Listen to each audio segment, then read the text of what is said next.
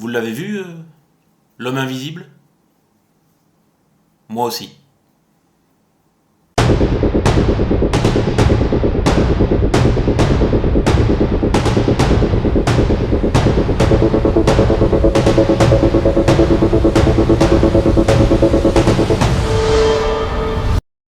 Bonjour à toutes, bonjour à tous. Aujourd'hui, on va parler de Invisible Man, le film de 2020 de Leigh Whannell, le film des studios Universal qui souhaitent un petit peu remettre au goût du jour les Universal Monsters, c'est-à-dire Frankenstein, la momie, l'homme invisible, etc.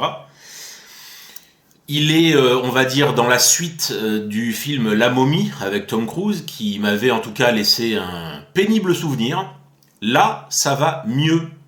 Leigh Whannell est avant tout un scénariste. Il a travaillé aux côtés de James Wan, réalisateur de films d'horreur que j'aime beaucoup, beaucoup.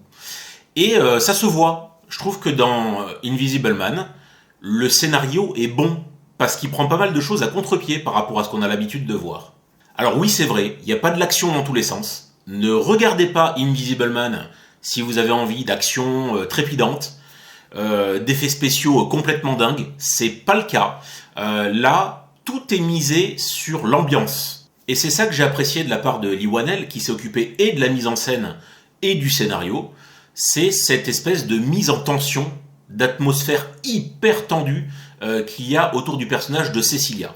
Alors, ça raconte quoi? Je vous le pitch assez vite fait. Comme d'habitude, je vais faire une partie sans spoil d'abord, et je préviendrai lorsque je passerai à la partie spoil.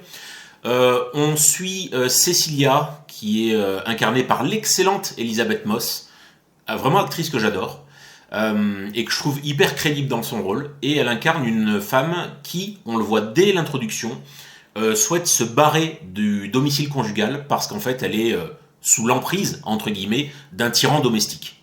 Or, ce tyran domestique a développé une technologie qui lui permet de se rendre invisible. Donc elle le quitte, elle part en pleine nuit, c'est sa sœur qui la récupère et elle va squatter chez un ami à elle, qui est détective, qui est flic en fait.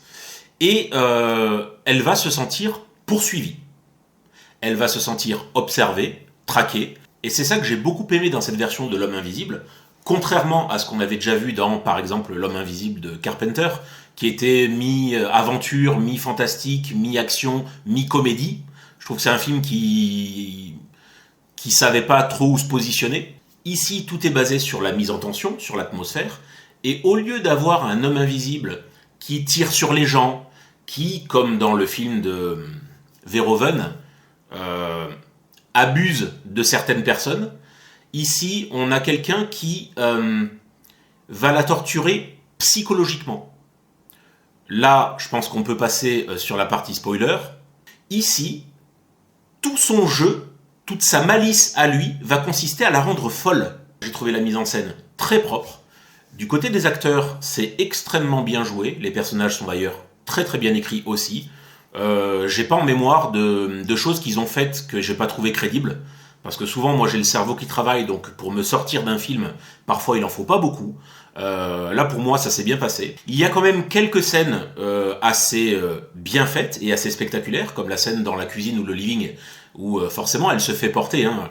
On s'attend, quand on regarde un film, L'homme invisible, à avoir tous ces petits tropes qu'on a, l'homme invisible qui mâche un chewing-gum, l'homme invisible qui se balade avec un chapeau et des chaussettes, l'homme invisible à la plage, l'homme invisible à la montagne. Bon, là, c'est moins spectaculaire. En revanche, il y a des trucs vraiment sympas et super bien faits. J'ai trouvé la musique très très bonne. Je ne connais pas du tout le compositeur qui s'appelle Benjamin Wallfisch. C'est une production Blumhouse. D'accord. Blumhouse, c'est Insidious, Paranormal Activity, les American Nightmare aussi, je crois. Donc voilà, souvent Blumhouse, ils se font un petit peu lancer des cailloux.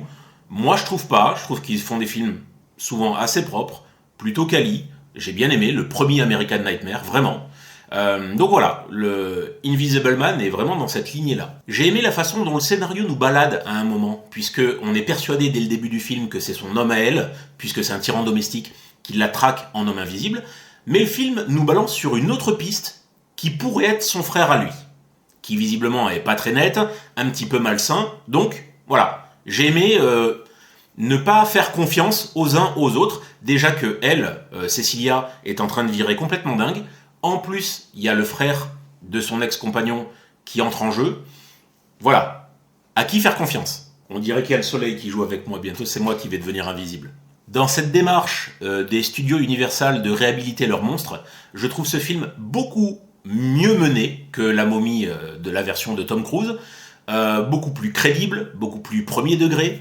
Le monstre, entre guillemets, est mieux géré, plus impressionnant, je trouve, paradoxalement, alors que la momie, c'est censé avoir des pouvoirs, etc. Les plaies d'Égypte et ça. Là, on est sur quelque chose de plus rationnel, mais de plus terre-à-terre et de plus humain.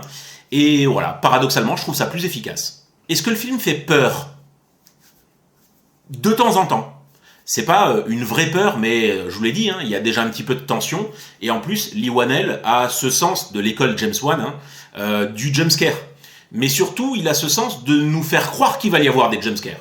C'est-à-dire que il arrive très bien à effectuer ses mouvements de caméra, qui panotent comme ça de temps en temps, nous faisant croire qu'il y a quelque chose qui va surgir. En plus, c'est l'homme invisible. Donc globalement, il peut venir de n'importe où. Et c'est ça qui est plutôt bien géré. En plus, il a une très bonne gestion de l'espace, globalement. Et forcément, c'est comme le garçon qui crie au loup, quoi. Premier panotage, on s'attend à ce qu'il y ait quelque chose, il n'y a rien. Deuxième panotage, il n'y a rien. Troisième panotage, il n'y a encore rien. Et c'est au quatrième panotage, là où le plan se fait un petit peu plus discret, paf, il y a quelque chose qui arrive. Je trouve ça assez pertinent, en tout cas sur moi, ça fonctionne bien. Je suis pas comme un spécialiste. Je suis pas amateur des jumpscares.